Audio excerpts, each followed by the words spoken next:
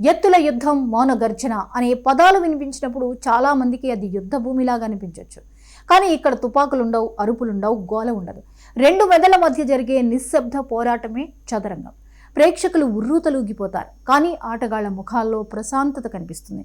కళ్లతో కళ్లకు జరిగే యుద్ధం, ఎత్తుల వెనుక దాగి ఉన్న వ్యూహాల పోరు, అదే చెస్.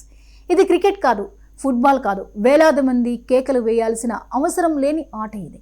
ఒక చిన్న బోర్డు మీద 64 చదరాలు, 32 ఎత్తులు, కానీ ఆలోచనలు మాత్రం ఆకాశాన్ని తాకుతాయి. అలాంటి మౌన యుద్ధంలో ఈరోజు భారత్ ప్రపంచాన్ని షేక్ చేస్తోంది. ఒకప్పుడు ప్రపంచ చెస్ అంటే ఒక్క పేరు మాత్రమే వినిపించేది, విశ్వనాథన్ ఆనంద్. భారత చెస్ను ప్రపంచ పటంపై నిలబెట్టిన లెజెండ్ ఆయన. కానీ ఇప్పుడు పరిస్థితి పూర్తిగా మారింది. ఒక ఆటగాడు కాదు, ఒక తరం కాదు, ఒక సైన్యం. భారత్ నుంచి వచ్చిన చెస్ ఆర్మీ ప్రపంచ వేదికపై పతాకం ఎగరేస్తోంది.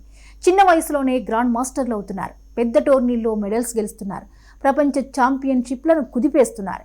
దీనికి తాజా ఉదాహరణ ప్రపంచ ర్యాపిడ్ చెస్ ఛాంపియన్షిప్ ఓపెన్ విభాగంలో అర్జున్ ఇరిగేసి, మహిళల విభాగంలో కోనేరు హంపి ఇద్దరూ కాంస్య పతకాలు సాధించారు. పతకం కాంస్యమైన దాని విలువ బంగారంతో సమానం. ఒకప్పుడు ఒక అంతర్జాతీయ టోర్నీలో ఒక మెడల్ వచ్చినా గొప్పగా భావించేవాళ్ళం. ఇప్పుడు ఒకే టోర్నీలో 2 విభాగాల్లో భారత్ నుంచి 2 పతకాలు రావడం భారత చెస్ శక్తిని స్పష్టంగా చూపిస్తుంది. 2025 ఏడాదిలో ఇదొక అద్భుతమని చెప్పొచ్చు. ఈ మార్పుకు మూలం విశ్వనాథన్ ఆనంద్ వేసిన బాటే. ఆయన చూపిన దారిలో తరం తర్వాత తరం ముందుకు సాగుతోంది. ఒకరు తడబడితే వెంటనే ఇంకొకరు ముందుకు వస్తున్నారు. దొమ్మరాజు గుకేష్ ప్రపంచ ఛాంపియన్గా నిలిచాడు. దివ్య దేశ్ముఖ్ మహిళల ప్రపంచ కప్ గెలిచింది. ప్రజ్ఞానంద క్యాండిడేట్స్ టోర్నీకి అర్హత సాధించాడు. ఇప్పుడు అదే వరుసలో అర్జున్ ఇరిగేసి పేరు బలంగా వినిపిస్తోంది. ర్యాపిడ్ చెస్ అంటే వేగం, వేగంలో ఆలోచన ఉండాలి, ఆలోచనలో ధైర్యం ఉండాలి, ఆ ధైర్యంలో ఖచ్చితత్వం అవసరం. వయసు పెరిగే కొద్దీ ఈ ఫార్మేట్లో నిలబడటం కష్టమని చాలామంది భావిస్తారు. కానీ కోనేరు హంపి ఆ అభిప్రాయాన్ని తప్పు అని నిరూపించింది. 15 ఏళ్ల వయసులోనే గ్రాండ్ మాస్టర్ అయిన హంపి 2 దశాబ్దాలుగా భారత మహిళల చెస్కు దిక్సూచిగా నిలుస్తోంది. ర్యాపిడ్ చెస్లో ఆమె సాధించిన 5 ప్రపంచ పతకాలు సాధారణ విషయం కాదు. 2019లో ప్రపంచ ఛాంపియన్, 2024లో మళ్లీ ఛాంపియన్, ఈసారి డిఫెండింగ్ ఛాంపియన్గా బరిలోకి దిగిన ఆమె 11 రౌండ్లలో ఒక్క గేమ్ కూడా ఓడిపోలేదు. చివరి గేమ్ డ్రా కావడంతో టైటిల్ చేజారినా ఆమె సాధించిన కాంస్యం ఒక గట్టి ప్రకటనలా మారింది. పెళ్లి, తల్లి అవడం వంటి జీవిత మార్పులు వచ్చినా మళ్లీ శిఖరాల వైపు ప్రయాణం చేయగలిగింది హంపి.